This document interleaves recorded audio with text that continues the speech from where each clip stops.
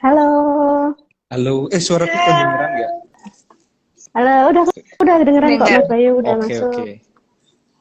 Halo, kawan dialektika, balik lagi ya di Dramatic Sunday ke season kedua, episode kedua juga.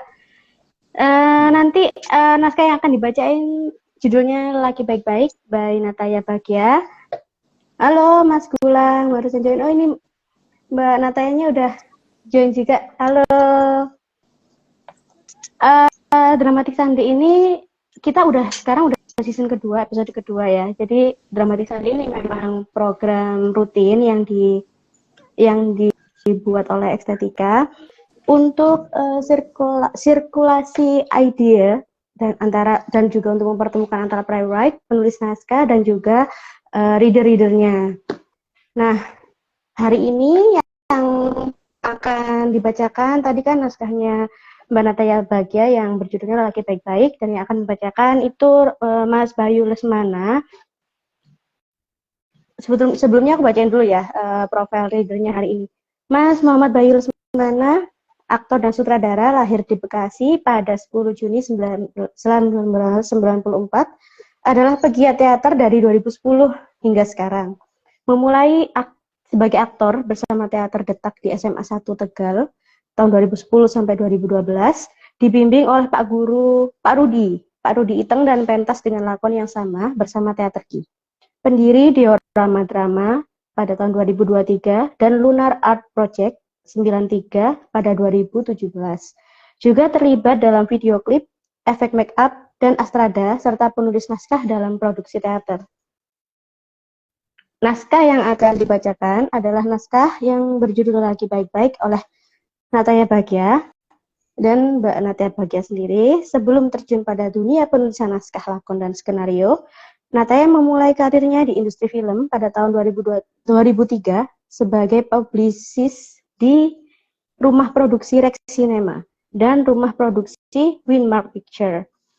Ia seorang produser, mentor, dan mendirikan organisasi penyedia pelatihan non-formal seni peran dan seni pertunjukan, HH Production, sejak 2019 dan menjadi tim penggagas Festival Buku Daring Revolution bersama Klub Buku Baca Rasa Dengar sejak 2019. Naskah yang akan dibawakan berjudul Laki Baik-Baik yang bergenre naskahnya reflection dan opinion piece. Deskripsinya, apakah seorang laki-laki selalu bajingan? Apa pula bajingan itu? Siapakah laki-laki baik-baik di dunia ini? Nah, untuk itu kita udah siap Mas Bay untuk pembacaannya? Oke. Sudah. Kalau gitu kita langsung aja ya. Siap. Kita langsung aja untuk pembacaan naskah Lelaki Baik-Baik Kaya Nataya Bagja oleh Mas Bayu Lesmana. Silahkan. Oke. Terima kasih teman-teman yang sudah yang ngasih waktunya. Aku harus jadi laki baik. Oke. Monolog Laki Baik-Baik oleh Nataya Bagja.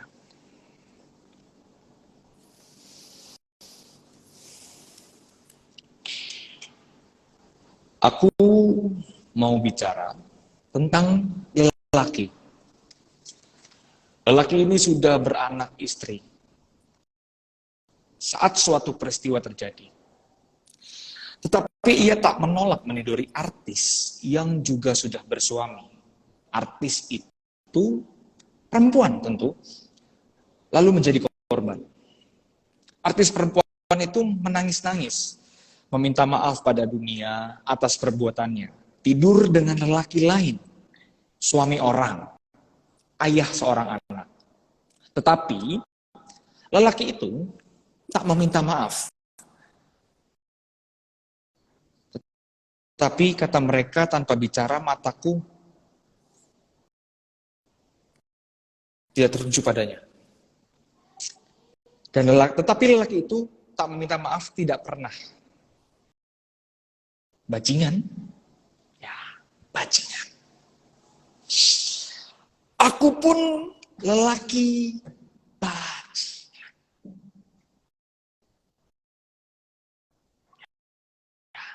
Bajingan. tanpa istri, tanpa anak, tidak pernah berpacaran serius, tapi tidak single. Tidak single. Ya, kata orang wajahku lumayan dan sulit menolak pesona. Aku tahu. Itu sebabnya aku lebih suka untuk tak terlalu banyak bicara saat berhadapan dengan perempuan. Tetapi kata mereka, tanpa bicara mataku mampu mengatakan semuanya. Peristiwa ini sering menimpaku. Awalnya ada kata rindu, lalu mereka mengajak bertemu. Di tempatku saja, kata mereka. Kadang mereka menjemputku, kadang hanya Sherlock. Cukup bagiku. Berikutnya, mereka akan mulai dengan cerita-cerita mereka. Kekesalan mereka, keresahan mereka, kesepian mereka. Lagi-lagi, mereka merasa dipecundangi.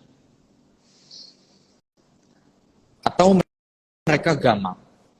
Mereka gamang hendak melangkah ke jenjang yang lebih serius dengan seorang lelaki. Akhirnya mereka bertanya, bagaimana menurutmu? Dan aku selalu menjawab, ikuti kata hatimu, nalurimu, apa yang kau mau, ya. Kadang mereka hanya memelukku saja, atau menciumku, atau mulai mencumbuiku. Brutal. Mungkin aku bak psikotropika hidup di mata mereka. Ya, mungkin aku kelas sabu mungkin. Aku tak pernah menolak. Apakah aku bajingan? Sebetulnya aku lebih sering meminta mereka untuk tak menghubungiku lagi. Aku meminta mereka untuk setia pada pilihannya, pada lelakinya. Umumnya, mereka akan merasa sangat bersalah sehingga mereka selalu menepati janjinya, bersetia pada pilihannya. Walaupun aku tahu di dalam hatinya mereka lebih ingin memilihku, tapi aku tidak suka mengambil apa yang bukan milikku. Bagiku, gelagat membina hubungan lebih lanjut dari perempuan berarti akhir dari hubungan kami. Aku selalu bilang ke mereka dari awal bahwa aku tipe lelaki yang tak mencari sesuatu yang serius. Aku hanya berusaha adil di sini. Adil untuk perasaanku, adil untuk perasaan mereka. Di mana bajingannya? Mungkin suatu hari nanti ada waktunya aku hidup normal. Berdamai dengan diriku sendiri tentunya. Berdamai dengan dosa-dosa masa laluku. Lalu menikah dengan satu orang perempuan saja.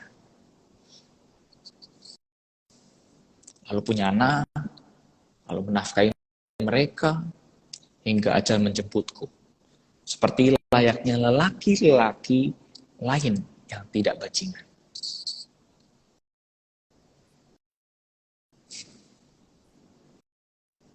Tapi seluruh dunia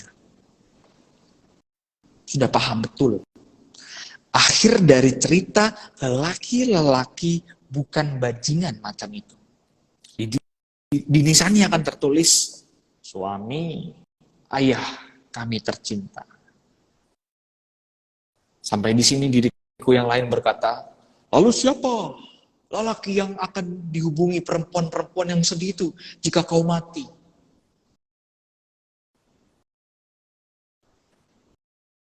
Ya juga ya. kembali pada si lelaki bajingan ini saja. Aku tak punya pekerjaan tetap. Aku tak fasih berbahasa asing. Harta bendaku dua-duanya hanya HP dan motor. Motor saja. Entah apa yang mereka lihat padaku. Oh, apa? Tidak ada kan? Apa yang mereka lihat dari aku? Tidak ada. Apa yang mereka cari? Tidak ada. Ada. Ternyata. Cinta. Cinta sih. Aku tahu. Perempuan-perempuan itu berharap banyak pada cinta. Pada kemungkinan menjadi satu-satunya perempuan yang bisa mengubahku saat kita menikah nanti. Apakah itu sudah?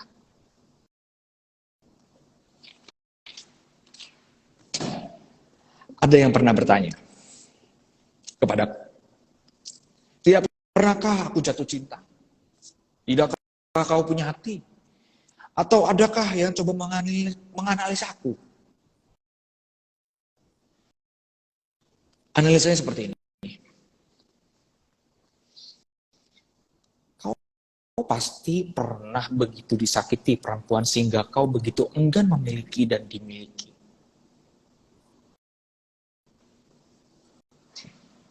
Aku katakan, aku jatuh cinta pada semua perempuan yang pernah berhubungan denganku.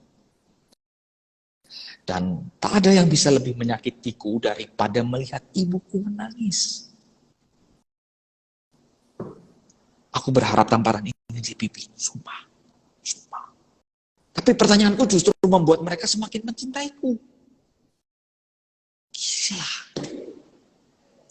Ada pula dari perempuan-perempuan yang yakin aku sudah menyakitinya karena memberi mereka harapan palsu. Ada lelaki-lelaki yang menganggapku saingan mereka.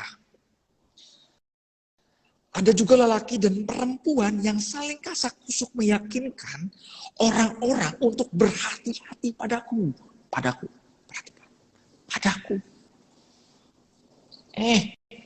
Jangan percaya pada mulutnya.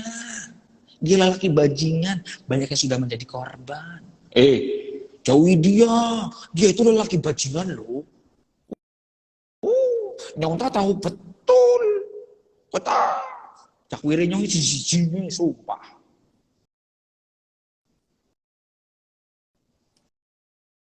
Demi Tuhan. Sahabatku hanya diriku sendiri. Tak ada yang lain. Saya sadar. Dia dari Tegal. Enggak. Dia hanya aku seorang. Kok bisa mereka ngomong gitu? Tetapi mungkin mereka ada benarnya. Jangan-jangan memang aku lelaki bajingan. Aku tak pernah menjanjikan perempuan-perempuan itu apapun. Membelikan mereka apapun, tidak pernah. Tak pernah setia pada satu pun dari mereka. Aku sepenuhnya menikmati pelampiasan rasa kesepian dan hasrat mereka padaku. Aku tak peduli jika mereka single, atau bersuami, atau beranak suami. Aku memilih untuk tidak bertanya. Buat apa? Aku bukan lelaki perusak suasana perempuan, suasana hati perempuan. Aku menghormati pilihan-pilihan mereka ambil sebagai seorang perempuan dewasa. Aku menghormati kedewasaan mereka dalam membedakan perasaan dan hasrat. Apa yang mereka butuhkan dan mereka inginkan. Di hati kecil mereka tahu. Mereka tak harus menghubungiku,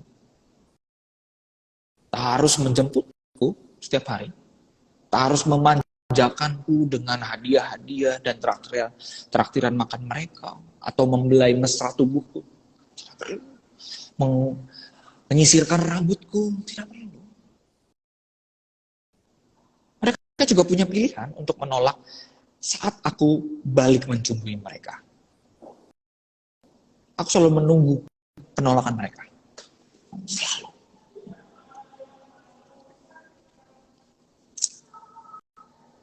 Aku selalu menunggu tamparan keras mereka. Di sini.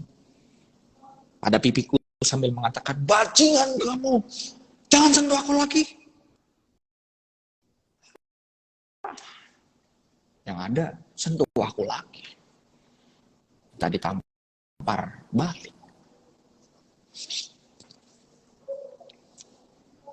Tapi seumur hidupku digeluti perempuan-perempuan itu baru satu kali ditampar. Akibat aku tak juga mencumbuinya. Jadi setelah beberapa jam duduk berdua, kita ngobrol bersama, ngobrol sambil meminum beberapa minuman yang menghanyutkan di malam itu, saling adu tata, diam. Aku pandang matanya, dia pandang mataku, aku pandang lehernya, dia pandang leherku. Begitu. Hampir 2 jam, dia saling tatap. Ya, lebih 2 jam itu. Aku tidak tahu apa yang terjadi pada diriku di saat itu. Tiba-tiba, dia berkata, kamu lelaki tak punya perasaan. Katanya. Setelah menamparku. Tas. Lalu menunggangiku penuh dengan semangat setelahnya. Dalam hati, aku meralatnya. Bukan saya.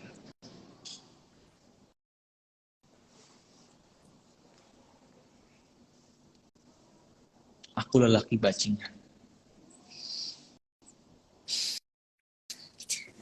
Iya, silakan.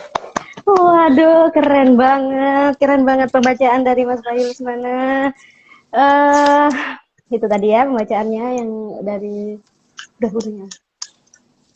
Keren banget ya Kak, keren banget bacaannya dari Kak Bayu Lesmana.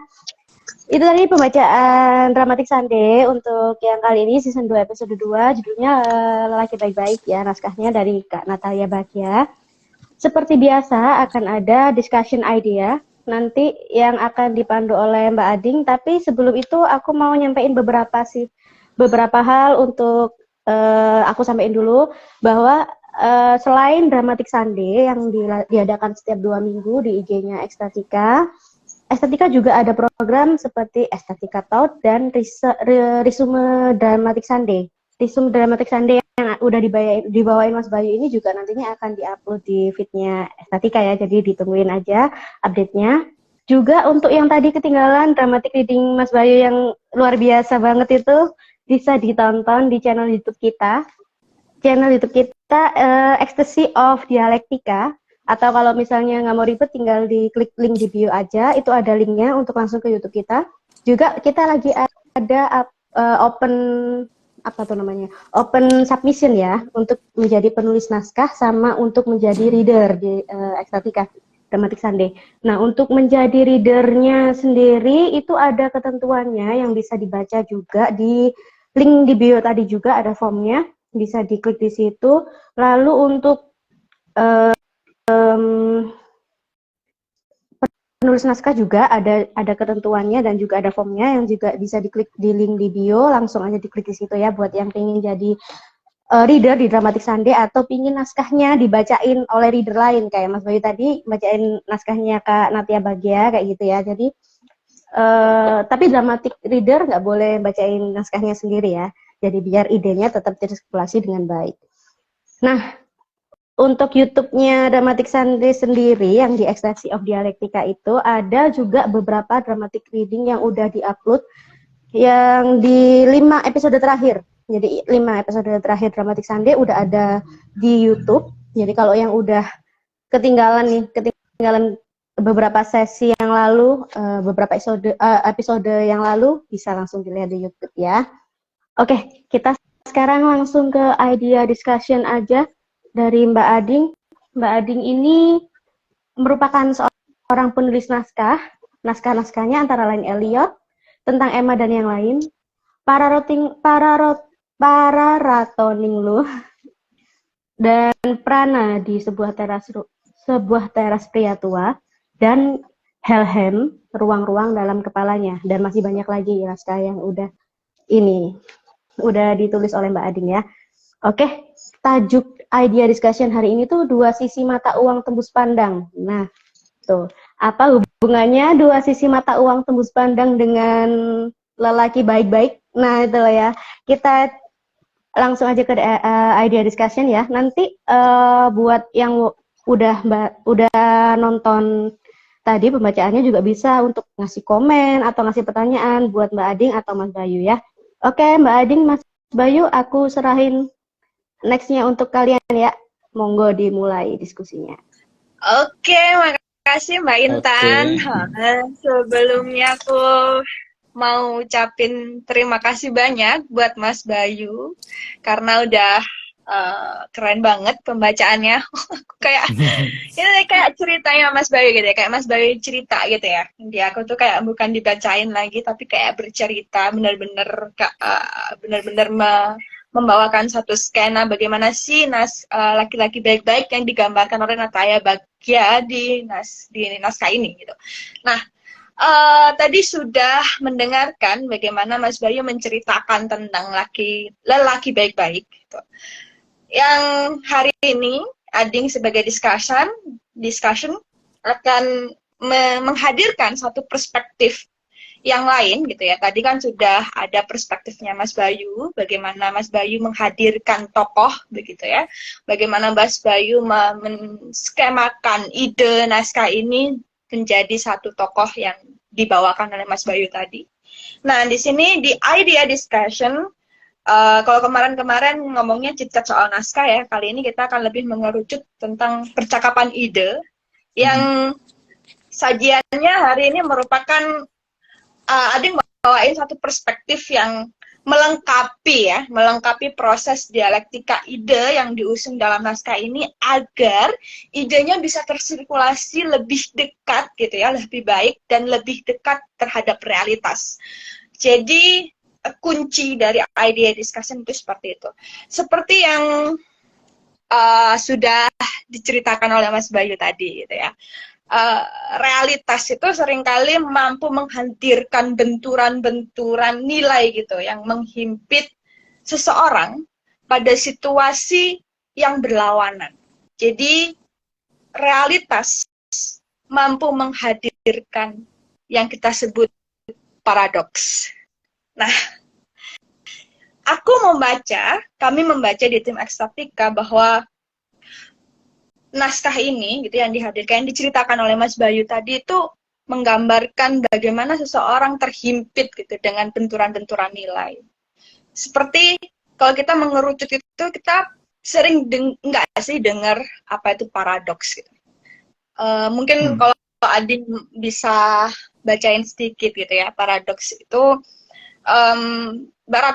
berasal dari bahasa Yunani ya, Latin, dari paradoxum, kemudian menjadi paradoxos. Nah, paradoxum atau paradoxos ini sebetulnya berarti contrary to expectation. Jadi ada mengerucutnya ada pendapat yang bertentangan gitu. Ada pendapat yang bertentangan. Nah, paradoks sendiri itu merupakan situasi yang pernyataan benar dan salah terjadi pada saat yang bersamaan. Secara umum, paradoks itu situasi yang timbul dari sejumlah premis atau asumsi yang bertolak belakang, namun hadir secara bersamaan dan membentuk satu kontradiksi. Itu paradoks. Tapi kalau ini lebih jauh ya, aku ngambil kutipannya dari W.F. Quine pada tahun 1966 yang menyebutkan paradoks adalah satu keadaan yang belum diyakini kebenarannya, tapi jika orang-orang semua yang ada di sana menjadikan kebenaran itu satu hal yang mereka, oke, aku akan mempercayainya. Jadi dia jadi kebenaran umum. Padahal kenyataannya yang dinyatakan sebagai kebenaran umum belum tentu menjadi kebenaran asasi. Nah, itu paradoks. Dan ada banyak banget gitu ya, contoh-contoh paradoks dalam realita yang salah satunya dibicarakan atau didongengkan oleh Mas Bayu tadi. Gitu. Aku mau ngambil contoh nih, kayak, sebelum itu aku mau ngambil contoh, aku ada satu berita yang lucu banget. Ini dari FIFA.com. Judulnya, terlalu bucin, pria ini rela dorong motor yang ditunggangi kekasihnya. Terlalu bucin, pria ini rela dorong motor yang ditunggangi oleh kekasihnya. Aku baca ya, ada yang lucu nih dari, nah ini. Belum lama ini, jagat maya diramaikan dengan penampakan seorang pria yang mendorong motornya karena mogok. Sedangkan di jok belakang, seorang pacar duduk manis seolah tidak peduli laki-laki itu susah payah mendorong kuda besinya. Aksi laki-laki itu direkam oleh pengguna mobil di sebelahnya. Tayangan itu sontak mendapat banyak komentar dari warganet.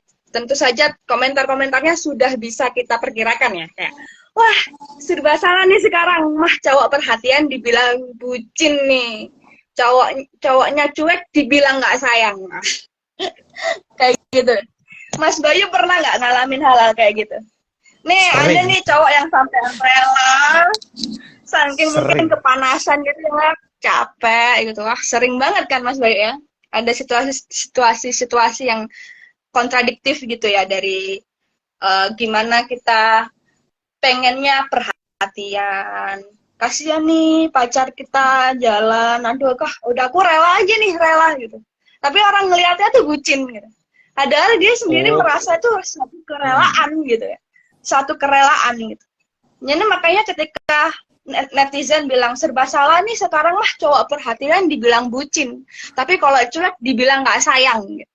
Padahal belum tentu ya itu memang benar-benar bucin atau benar-benar kayak gimana, kita belum tentu tahu gitu. Siapa tahu perempuannya lagi sakit terus nggak bisa ngikutin motoran di belakangnya, atau mau dibawain Gojek nggak punya duit ya kan, bisa jadi gitu. Tapi bagaimana stigma sosial itu kemudian jadi satu gambaran gitu ya, yang kemudian melekat gitu ya pada satu tindakan seseorang, akhirnya membentuk nilai gitu di dalam perilaku itu. Jadi ada label nilai di dalamnya. Nah itu situasi-situasi seperti itu yang menurut yang Ading bacain tadi itu sama dengan paradoks. Nah, situasi yang menghimpun pandangan dari dua arah yang bertolak belakang ini, gitu, selalu kita temui.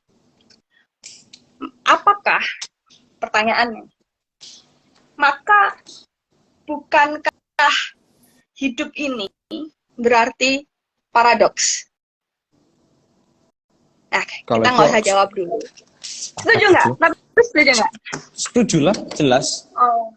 Setuju. Oke. Kita keep dulu. Maka. Nah, Anding cuma mau dari paradoks tadi ya, dari penjelasan tentang paradoks tadi. Kenapa tim estetika kemudian mengatakan bahwa memberi judul tajuk ini sebagai tajuk idea discussion ini adalah dua mata uang tembus pandang. Nah, itu berawal dari bagaimana kita melihat paradoks-paradoks itu selalu terjadi dalam kehidupan sehari-hari kita. Nih, boleh nih Mas Bayu nih ceritain sedikit. Gimana sih Mas Bayu paradoks-paradoks yang pernah Mas Bayu alamin? Atau mungkin Mas Bayu mengalami sendiri nih kisah yang ada di dalam naskah.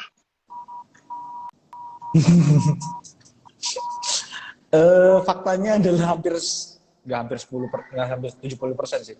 Ya 60% aku adalah hampir sama lah sama yang tokoh ini. Makanya relate banget. Tapi ada beberapa yang bukan. Tinggal ya pilih-pilih sendiri aja. Untuk tadi yang kasus yang Mbak Ading contohin itu, ada yang sama di aku karena beberapa sering dari peristiwa itu memang aku dorong motornya. Satu karena memang aku suka motor tua, jadi motor tua kan pasti sering didorong lah ya karena ya maklum motor tua kan mogok, terus kehabisan bensin. Yang membedakan yang sering lucu adalah ketika tiga hal ini terjadi pada perempuan yang beda-beda statusnya, perempuan Indonesia sama yang bule. Pertama temanku yang bule dia lebih excited. Dia karena di Eropa, di Perancis khususnya, dia belum pernah merasakan dorong motor kehabisan bensin. Mereka seneng. Tapi beda dengan temanku yang perempuan tapi yang lokal. Dia lebih ke, Bayu mah biasa nih, panas banget. Gitu, nggak isi bensin. Nah, kalau pacarku dia lebih ke ini, ke mantan ya, lebih tepatnya ke mantan. Dia lebih ke tenang, karena dia udah pasti tahu karakterku gimana kalau misalnya lagi dalam situasi itu pasti akan riskan untuk berantem lah ya. Makanya dia akan menutupi itu dengan diam untuk berjalan dulu atau aku tenangkan dulu. Biasanya kalau misalnya motor bensin mogok, ada dua pilihan yang aku kasih. Kamu tunggu sendiri di warung ini sampai aku dapat bensin lalu aku jemput, atau ikut aku berjalan bareng gitu. Ya walaupun enggak, dia cuma nempel tangannya di ujung jok motorku gitu, ya nggak apa-apa gitu. Terserah dia aja. Aku pasti kasih pilihan itu.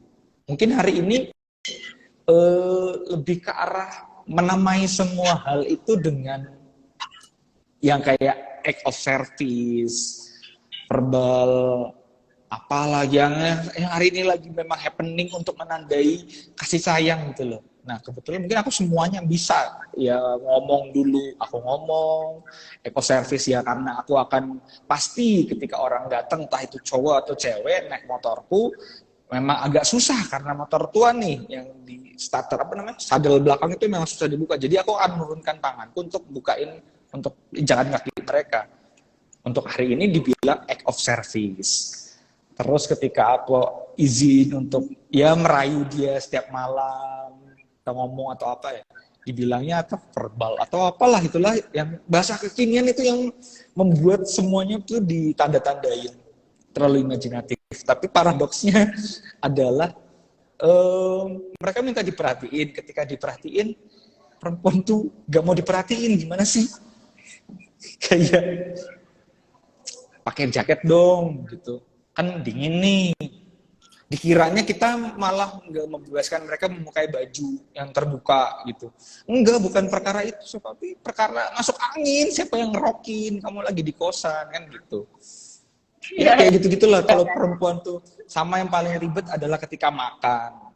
Untungnya aku selalu mengantisipasi itu karena kan terlalu viral di mana-mana tentang makan aja ngomong terserah wanita. Kalau nggak terserah bukan wanita. Akhirnya aku mempelajari makanan dan wanitanya. Jadi ketika makan apa? Ya aku kasih option. Sate, ayam geprek, ayam goreng biasa, atau soto. Mau berkuah atau enggak? Kalau mau berkuah, ayo kita soto. Tapi ada apa? Nggak usah bingung. Paling langsung tembak. Nggak usah bawel, nanti ribet lagi yuk. Mendingan langsung ini. Terus kalau paling bingung, aku akan bawa dia ke warteg tuh. Makan tuh ada sayur asem, ada ini. Solusi bagi sebuah pria, bawa aja ke warteg. Solusinya. Makan apa terserah, bebas. Gitu sih. Kalau aku pribadi. Jadi penuh dengan apa ya, kontradiksi dan paradoks ya kehidupan Mas Bayu ini ya gitu. Ya, sama. Aku rasa juga semua orang, Semua sih itu ya. Kalau paradoks semua orang juga merasain itu ya, gitu. Mm-mm. Sama gitu kan. Aku juga merasain itu juga gitu. Besarnya sih ada banyak-banyak hal besar, juga ada banyak-banyak hal kecil gitu. Tapi aku rasa gitu, paradoks itu selalu ada. Nah, sayangnya ketika ketika kehidupan ini yang dipenuhi dengan paradoks itu, kita berada di tengah-tengahnya dan kita tidak tahu nih bagaimana caranya untuk memutuskan satu nilai mana sih yang sebetulnya ingin kita perjuangkan. Karena di setiap realitas gitu selalu ada dan selalu memiliki konsensus moral sendiri gitu. Kalau kita ngomongin tadi act of service, terus bahasa-bahasa cinta, tadi yang ngomongin yang di viva.com tadi ya gitu, bucin or no gitu ya, atau cuek gitu. Nah, itu adalah satu konsensus moral yang selalu ada dan terjadi di setiap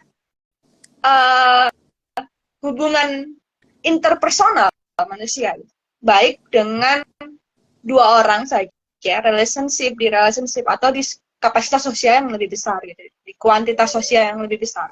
Itu kita akan selalu menemukan, selalu ada konsensus moral yang kemudian terjadi di sana.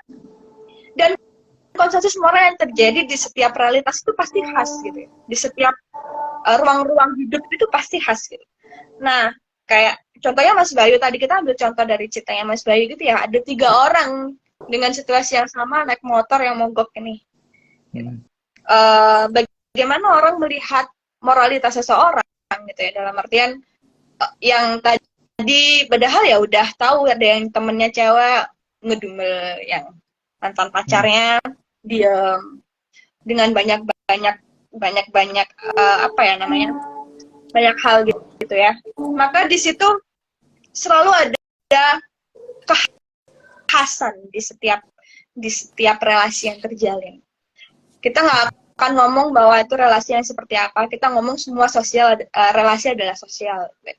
Dan ketika seorang individu berada dalam satu konteks realitas sosial yang moralitas itu memberi apa ya, pengaruh pada nilai tukar seorang tersebut, tapi orang itu tidak mampu gitu menentukan sendiri nilai tukarnya seperti apa, maka ya sama saja gitu, sama saja terjadi.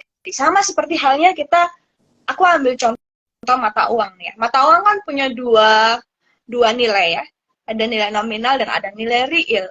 Ketika kita punya katakanlah uang 100.000 gitu. Kita punya uang 100.000, nominalnya 100.000. Kita bawa uang 100.000 itu ke warteg kalau tadi katanya Mas Bayu. Kita bawa uang itu ke warteg gitu. It will be generous gitu. Kamu mau ambil apa aja terserah gitu. Mewah banget sudah. Kita akan menentukan nilai uang 100.000 kita sebagai suatu kemewahan.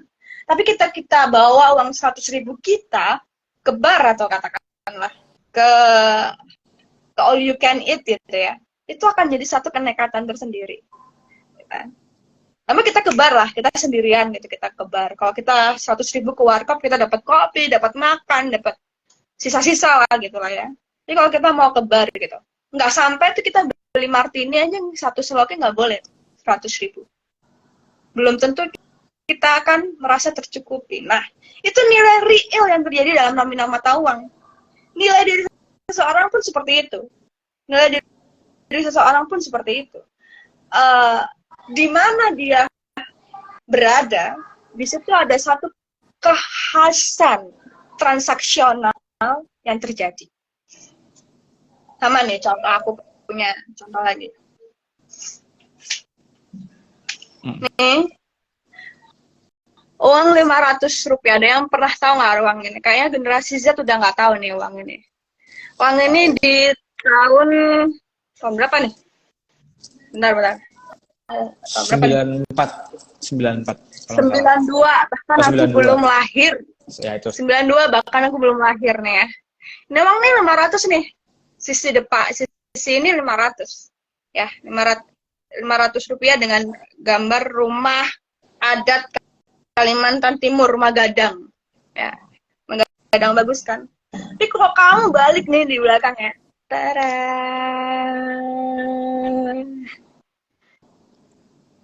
nih, Orang gambar monyet, orang hutan, gambar orang orang hutan. hutan.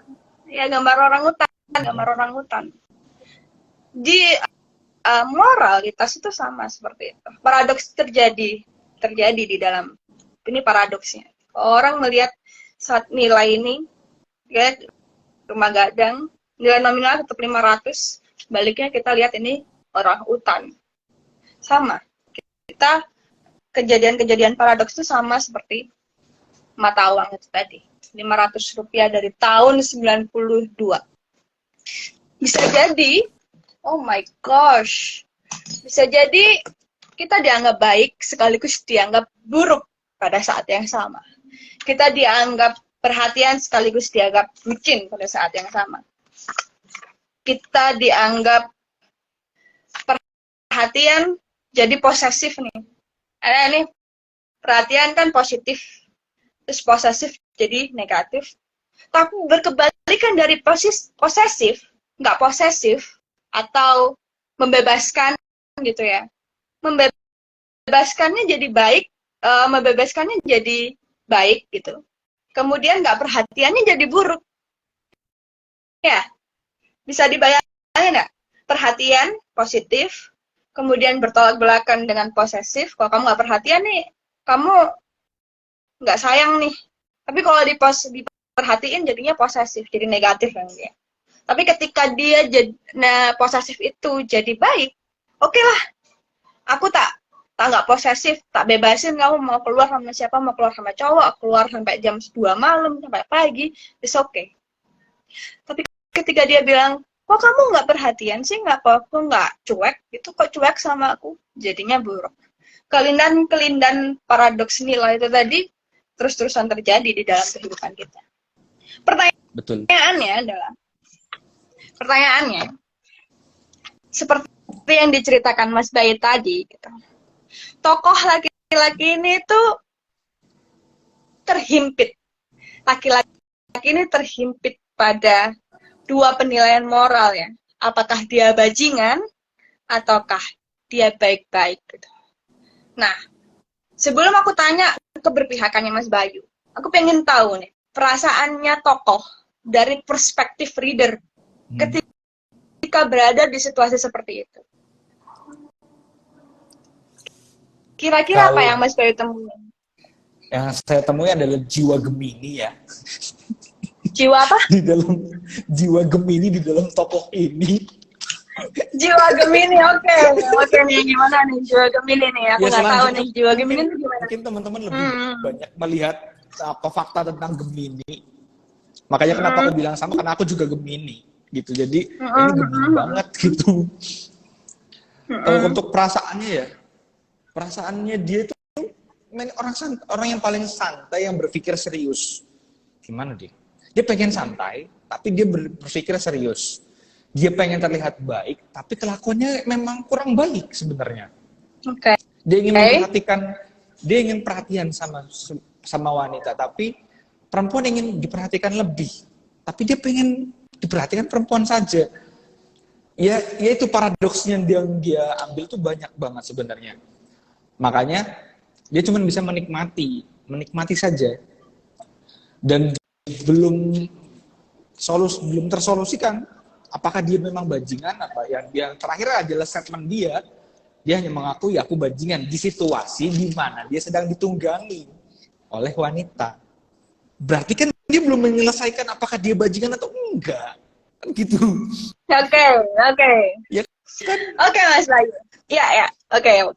Nah, seperti yang Mas Bayu tadi bilang gitu ya, aku suka banget dengan cara pembacaannya Mas Bayu gitu, bahwa dari naskah ini kita menemukan ada satu titik di mana laki-laki ini pada titik persilangan gitu ya, kebimbangan. What should he do gitu ya? What should he does gitu. Nah, seturut dengan premis naskah gitu. Mas, premis naskahnya boleh dibacain lagi nggak sih, Mas? deskripsi Bentar. tadi. Bentar. Deskripsinya di HP satunya, Ya, di di HP yang atas. ini. Oke, oke, Oh, oke. Di deskriptifnya atas. nih. Oh, di Nah, atas ya. di atas. Deskripsinya adalah apakah seorang lelaki itu bajingan? Selalu bajingan. Apa pula Selalu bajingan itu? bajingan. Apa pula bajingan itu? Siapakah lelaki yang baik-baik di dunia ini? Oke. Itu. Dari pertanyaan itu, dari premisnya nih sebetulnya premis yang dibuat deskripsi ya, kalau Mbak Nataya bilang itu deskripsi bukan premis, maka deskripsi itu bernilai filosofis gitu ya.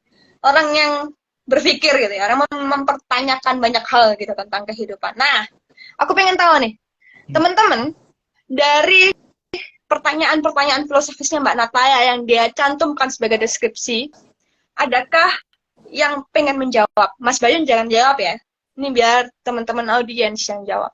Boleh nih. Teman-teman silahkan menjawab pertanyaan yang diajukan oleh Mbak Nataya di deskripsi naskahnya. Apakah laki-laki selalu bajingan? Lalu apakah bajingan itu? Apakah tidak ada laki-laki baik gitu? Ya Mas Bayu ya? Bener ya? Gitu ya. Nah ini aku juga pengen tahu nih jawaban teman-teman di sini. Masih ada beberapa orang yang bergabung. Ada Mas Rizal, boleh Mas Rizal tulisin jawaban itu di pertanyaan itu dari Mbak Nataya. Nah, aku lanjut ya. Aku lanjut sambil nungguin teman-teman menjawab pertanyaan. Tapi kalau tidak ada yang menjawab juga nggak apa-apa, biarkan itu jadi pertanyaan filosofis yang terus ada di kepala kita, jadi spook gitu ya. Nah, tak seperti halnya kehidupan yang serba paradoks gitu ya. Kepribadian seseorang itu tidak boleh sama sekali terpecah atau terjadi paradoks. Dalam sisi psikologis gitu, kedirian atau kepribadian justru selalu berupaya bergerak ke arah yang mendamaikan tegangan-tegangan paradoksial yang terjadi dalam realitas. Seseorang yang mampu mengidentifikasikan dirinya dan kepribadiannya dapat digolongkan sebagai seorang yang mampu bertahan atau survive. Sedangkan orang-orang yang memasukkan paradoks-paradoks nilai yang dibuat oleh sosial tadi ke dalam dirinya, dan dia tidak bisa menentukan dia ada di posisi yang mana, nilai tawar mana sih yang sebenarnya ingin dia berikan ke sosial. Nah, disitulah terjadi polarisasi kedirian. Kalau bisa kita sebut mudahnya, mungkin contohnya bipolar, DID, itu terjadi polarisasi kedirian. Karena seseorang tidak mampu menentukan sendiri nilai tukar dia atas transaksi yang terjadi di sosial. Jadi meski memang ya, kalau tadi aku bertanya gimana sih perasaannya si tokoh gitu, mesti memang ada perasaan yang selalu tumpang tindih yang terjadi dari setiap peristiwa, dari setiap momen yang mungkin tercipta dari ketegangan-ketegangan nilai tadi gitu.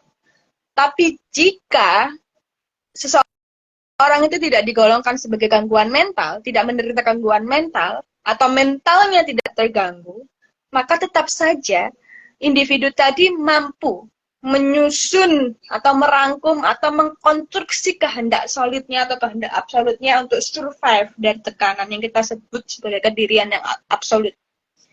Nah, dimanapun individu itu berada secara nominal, berarti kalau kita mengibaratkan tadi istilahnya, moral tadi sebagai nilai tadi sebagai mata uang gitu ya. Orang itu mampu gitu memberikan tawaran, memberikan nilai atas nominal dirinya sendiri untuk ditawarkan terhadap sosial. Satu definisi solid gitu ya. Jadi ketika ada di dalam situasi relasi tadi ya, kita kan orang yang di naskah tadi ada relasi laki-laki dan perempuan gitu. Gempuran paradoks itu baik bajingan, laki-laki baik itu seyogyanya tidak terjadi dalam kediriannya. Karena nilai-nilai tadi itu dimiliki oleh sosial, bukan milik kita. Itu perspektif, itu pandangan, itu stigma yang seharusnya tidak merembes masuk dan menjangkiti cara pandang kita atas itu. Jadi sama halnya mata uang, ketika mata uang tadi kalau kita tidak bisa menentukan sendiri nilainya, maka akan terjadi krisis gitu. Kita punya uang 100.000, tapi kita tidak tahu mau ngapain, mau dibawa kemana, uang itu nggak akan jadi apa-apa. Uang akan kehilangan nilainya, 100.000 ini ada di mana.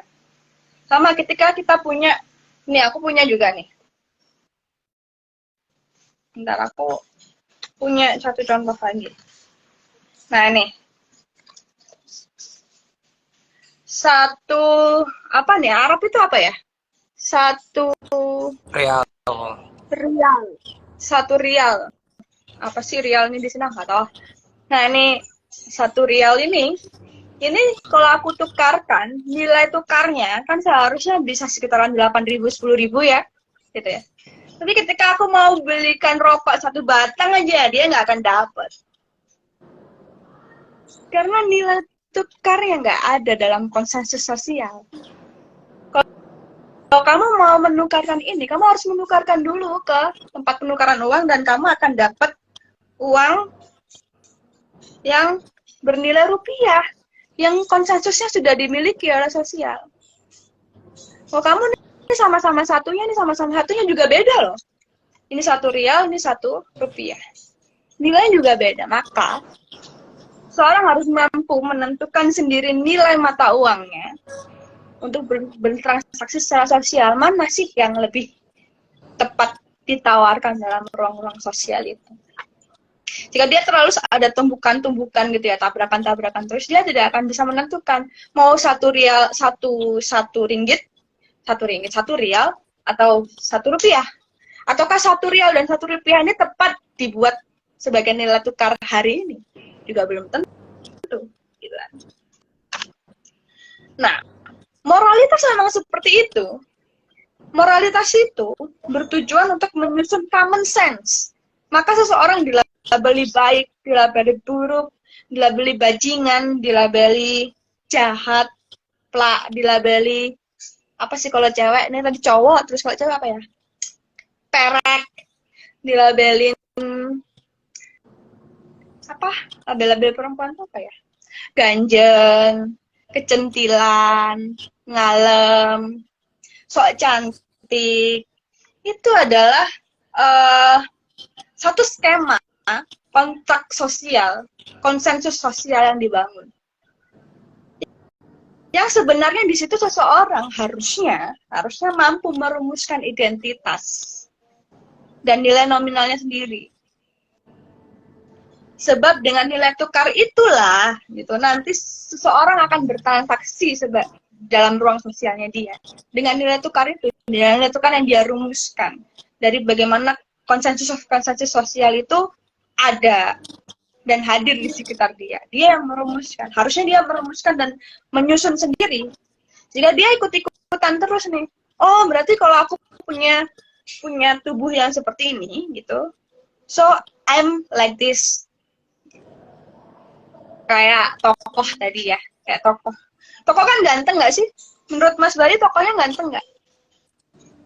Dibilang ganteng biasa aja, tapi pesonanya mampu memikat. Biasanya kan berarti ada pesona ya, ada takdir ketubuhan gitu ya. Maksudnya ya, udah bawaan orang kan ya. Karismatik ya, udah bawaan orang kan, dia gampang menarik orang. Nah, makanya dia harus menentukan apakah takdir bawaan orang ini yang karismatik tadi ini kemudian dia taruh di mana? Dia identifikasi sebagai apa? Jangan-jangan nanti ketika dia nggak tahu nih, katakanlah dia mungkin ternyata memang ganteng ya, mungkin karismatik plus ganteng gitu, terus ternyata yang suka cewek-cewek tadi kan kita nggak tahu ya umurnya cewek-cewek tadi berapa gitu. Tapi ternyata yang suka cewek-cewek tapi tante-tante, terus dia bingung nih, kok aku kayak gini, kok kayak gigolo ya. Nah ini tubuh-tubuh dia yang tidak bisa merumuskan sendiri. Kok aku disukai tante-tante doang ya, aku kok anak-anak remaja nggak ada yang suka sama aku ya, atau seumuran nggak ada yang suka sama aku ya, kok yang manggil aku tante-tante doang nih, kira-kira seperti itu kalau dipanjangkan. Maka dia tidak bisa merumuskan apa nih sebetulnya nilainya dia gitu. Kalau dia tidak, kalau yang ternyata attraction yang terjadi seperti itu, dia kebingungan. Dia tidak memaknai bagaimana tubuhnya bekerja. Nah, itu payahnya. Itu yang jadi beban manusia dalam kehidupannya dia. Maka aku punya satu statement gitu ya, bahwa paradox hits one man, it's a tragedy. Ketika paradoks terjadi dalam tubuh manusia, dalam diri manusia, itu adalah tragedi. Karena paradoks harusnya terjadi di luar diri manusia. Diri manusia tidak boleh paradoks. Dan kembali lagi ya, seperti skema pasar global tadi, bahwa di mana seseorang ada di skill, dia harusnya menentukan sendiri nilai mata uang. Karena moralitas yang tadi kita bilang dari tadi, stigma, moralitas dan sebagainya yang kita sebut sebagai common sense gitu ya, itu akan terus fluktuatif, dan valuasi diri itu akan terus bergerak gitu. Kalau kita menambatkan kedirian kita pada moralitas, hanya pada satu sumbu moralitas saja, yang sedangkan moralitas itu dibentuk oleh sosial, kita akan terus kebingungan, karena valuasinya moralitas itu selalu fluktuatif, dinamis, dia nggak bisa berhenti. Hari ini Ading di sini sebagai seorang perempuan gitu ya, sebagai seorang perempuan jadi discussion, meninggalkan keluarganya, mungkin meninggalkan anaknya, nggak kerja, aku pilih libur setiap hari Minggu, dan lain sebagainya. Padahal kalau kerja jurnalis kan harusnya dia on time 24 jam full, 7 hari, dan lain sebagainya, kayak gitu ya. Tapi hari ini aku mungkin akan dinilai oleh Mas Bayu, mungkin aku nggak mau proklaim ya tentang bagaimana orang menilaiku, tapi akan ada banyak orang yang beranggapan bahwa oh ya, ini adalah ruang yang tepat kok, Anda melakukan hal yang tepat. Tapi mungkin ibuku di rumah, kamu ngapain aja sih gitu, kok nggak pulang ke anakmu gitu. Selalu ada variasi moral gitu, terus-terusan dinamis. Ada yang bilang di sini 10 orang, I'm fine with that. Ada yang bilang di sana 10 orang juga, kamu bukan ibu yang baik. Di sini, oh kamu ibu yang berkarisma, dan lain sebagainya. Nah, ketika orang tidak bisa menentukan sendiri dia seperti apa, ya disitulah terjadi krisis, seperti krisis ekonomi, krisis uang, krisis eksistensi, atau krisis jati diri. Ya, konklusinya seperti tadi ya, kayak tadi yang dibilangkan Mas Bayu, kita kembali ke naskah. Rupanya kita sulit gitu ya berpihak pada si tokoh nih. Sulit berpihak pada tokoh, karena tadi Mas Bayu juga udah notice bahwa tokoh ini pada akhirnya cuma pencapaiannya ada di dia mampu bilang bahwa bukan sayang, aku bajingan.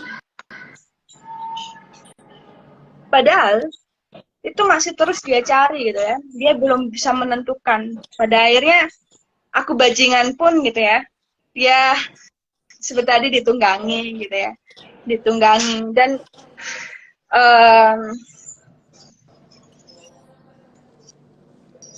tokoh ini berada di satu situasi di mana akhirnya perempuannya itu menganggap perempuan kata bajingan itu akhirnya keluar dari perempuan yang justru menginginkan laki-laki itu berperilaku bajingan.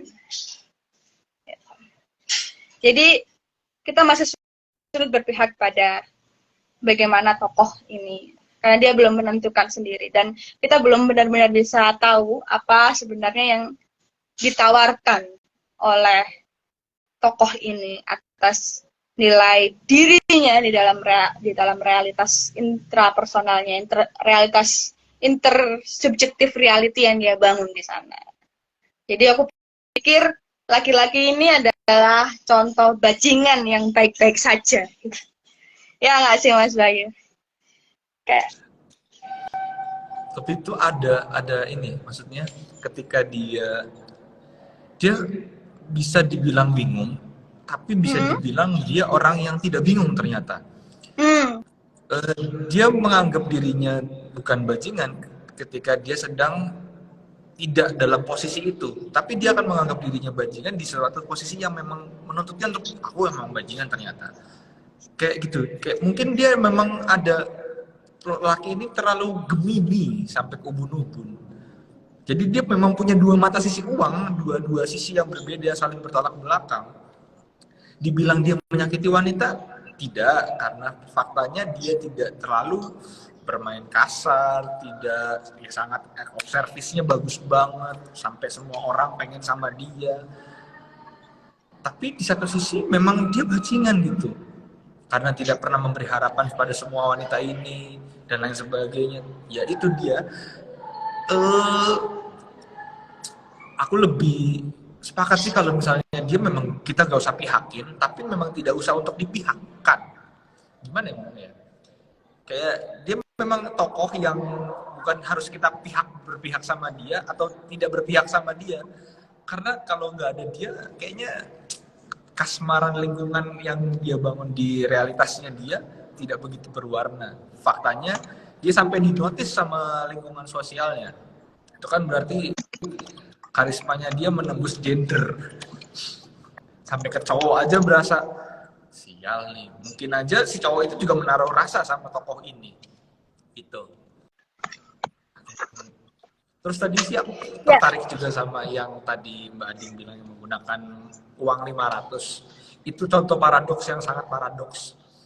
Di depannya adalah rumah, di baliknya adalah orang hutan. Kayak menandakan bahwa wah rumahnya adat itu bagus, tapi di baliknya orang hutan nggak punya rumah. Itu paradoks banget. Itu paradoksnya.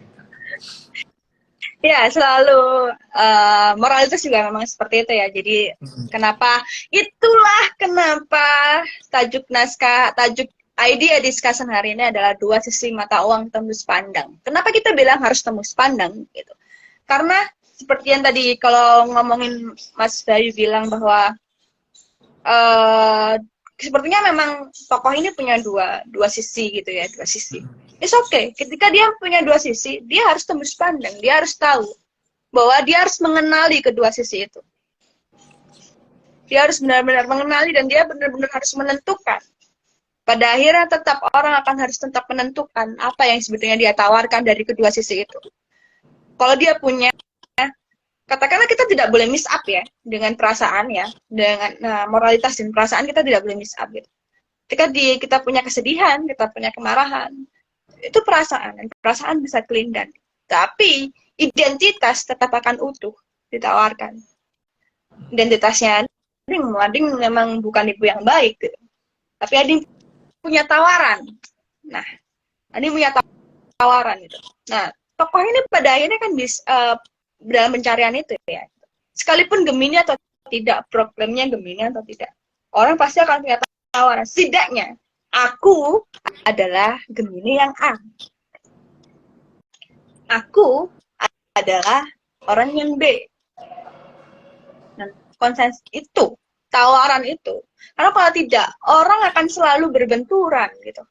Setiap dalam, itu tadi bilang pasar ya, orang selalu berusaha menjejalkan nilai tukarnya. Kalau orang tidak tahu nih, kamu harusnya kayak gini dong baik, kamu harusnya kayak gini dong ding. Gitu. Oke, orang harusnya kayak gini, tapi kita juga harus tegas. Aku seperti ini, maka aku akan seperti itu dengan A, syarat B, dan C, dan D. Ketika dia sudah menentukan itu, maka dia sebenarnya sudah satu langkah menjajaki keutuhan dirinya. jika terus-terusan bingung gitu ya, terus-terusan bingung, nah, aku nih sebetulnya bajingan atau pria yang baik-baik gitu. Ya kita tidak tahu, kita tidak bisa berpihak pada orang yang seperti itu. Tapi ketika setidaknya, oke, ya wes aku tak bajingan, sekalipun nih semuanya baik-baik saja, kita akan pada di titik itu. Hanya itu toh yang bisa kita bela dari tokoh ini. Terlepas apakah perbuatannya itu baik atau buruk, itu label sosial yang lain. Istilahnya seorang harus mampu dulu mengatakan, memberikan daya tawar dirinya atas sosial. Tapi kalau dibilang dia nggak punya daya tawar, dia punya daya tawar ternyata. Menurutku. Ya, makanya dia daya tawar dia adalah aku adalah option C di antara option A dan B. Harusnya dia mampu merumuskan itu sebelum orang lain merumuskan itu buat dia. Nah, yang terjadi dalam naskah ini, dia masih mencari kan. Kita tidak bisa melihat proses pencarian itu, yang proses pencarian yang belum utuh itu, kita tidak bisa ngambil satu kesimpulan. Karena kalau kita ngambil satu kesimpulan dari proses yang belum utuh, kita akan jadi a priori. Kayak sama seperti dibikin series lah ini. Ya, makanya nih. Tapi memang naskah ini sekalipun tokohnya tidak bisa aku pribadi tidak bisa membelanya ya, karena tadi ya alasannya bukan benar atau salah atau seperti apa gitu. Tapi memang proses yang dia cari belum utuh. Dan kita tidak bisa melihat proses yang belum utuh itu dari satu, mengambil kesimpulan dari situ tidak bisa gitu. Nah, dari situ naskah ini justru membangkitkan apa ya istilahnya, menstimulus kami gitu di estetika. Terima kasih buat Mbak Nataya dan Mas Bay yang memilih naskah ini gitu. Ada teman-teman di estetika naskahnya dipilih ya sama reader gitu. Sekalipun kita memberikan tawaran, tetap nanti keputusan mau diambil atau tidak adalah keputusannya readers naskahnya. Dan naskah ini memang luar biasa membantu kami untuk berpikir keras sebetulnya. Bagaimana sih kita melihat moralitas gitu ya, tabrakan-tabrakan nilai itu yang terjadi di dalam sosial hari ini. Dan ternyata semua itu terjadi gitu. Kita mengalami itu setiap hari. Jadi aku punya banyak banget temen dan aku pernah mengalami di situasi seperti itu. Semua orang juga mengalami situasi seperti itu, dan hari ini nggak akan pernah selesai situasi seperti itu. Ya, pada akhirnya kita cuma bisa bilang ya tokoh ini bajingan yang baik-baik saja sampai titik di mana naskah ini berakhir. dengan ya gitu ya, semoga nanti ada naskah lanjutannya, ada seriesnya. Terima kasih Mas Bayu udah menemani kami di Dramatic Sunday. Dan gitu Mbak Intan, mungkin Mbak Intan mau ada sesuatu yang mau ditambahkan. Oke, diskusinya menarik banget ya. Soalnya aku pribadi juga awalnya bilang, wah Gemini banget nih. Tapi ternyata tokohnya ini sepertinya bisa dari zodiak mana aja ya. Cuman dia kayak emang masih terjebak dalam paradoks-paradoks dalam diri tadi ya. Seperti yang dibilang Mbak Ading tadi. Jadi kita tuh sebenarnya paradoks tuh bolehnya ada di luar, bukan di dalam diri kita. Nah, aku juga mau ngingetin sih, aku nggak intinya ya, buat ngingetin buat para kawan dialektika yang pengen jadi reader atau mau submit naskah nih, aku pengen naskahku dibacain dong. Ada banget, bisa banget, linknya ada di link bio ya, di bio itu ada link untuk submit naskah, dan juga untuk jadi reader, dan juga ada link YouTube dari Ecstasy of Dialektika, di mana semua pembacaan Dramatic Sunday nantinya akan ada di-upload di sana, termasuk pembacaannya Mas Bayu hari ini. Buat yang ketinggalan dan ingin nonton lagi atau gimana, aku juga ada di ini sih. Iya, aku dari tadi udah menyapa kawan dialektika, tapi aku belum mengenali diri ya. Aku Intan. Aku barusan di episode ini aku jadi hostnya, tapi nanti kedepannya insya Allah tetap aku yang jadi hostnya. Terus sebelum mengakhiri Dramatic Sunday hari ini, aku ada pembacaan puisi dari W.S. Rendra yang ini kayaknya lelaki baik-baik juga yang sudah menemukan jodohnya. Jadi nggak kayak lelaki baik yang tadi dibacain Mas Bayu yang masih bingung nih jodohnya siapa. lelaki baik yang ini Oh, udah ini nemuin jodohnya. sequelnya ya? Ini sequelnya, lanjutannya ya? Oke, Bukan oke. sih, bukan ini puisi dari Oke, oke, surat oke, kepada oke. Bunda. Tanpa copet nih kayaknya nih. Bukan, bukan. Ini yang surat kepada Bunda. Mama yang tercinta, akhirnya kutemukan juga jodohku.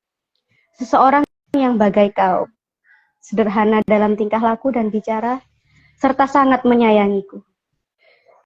Terpupuslah sudah masa-masa sepiku, hendaknya berhenti, gemetar rusuh hatimu yang baik itu, yang selalu mencintaiku. Karena kapal yang berlayar telah berlabuh dan ditambatkan. Dan sepatu yang berat serta nakal, yang dulu biasa menempuh jalan-jalan yang mengkhawatirkan. Dalam hidup lelaki yang kasar dan sengsara, kini telah aku lepaskan. Dan berganti dengan sandal rumah yang tentram, jinak dan sederhana. Mama, burung dara jantan yang nakal, yang sejak dulu kau piara, kini telah terbang dan telah menemu jodohnya. Ia telah meninggalkan kandang yang kau buatkan, dan tiada akan pulang buat selama-lamanya. Ibuku, aku telah menemukan jodohku, janganlah kau cemburu.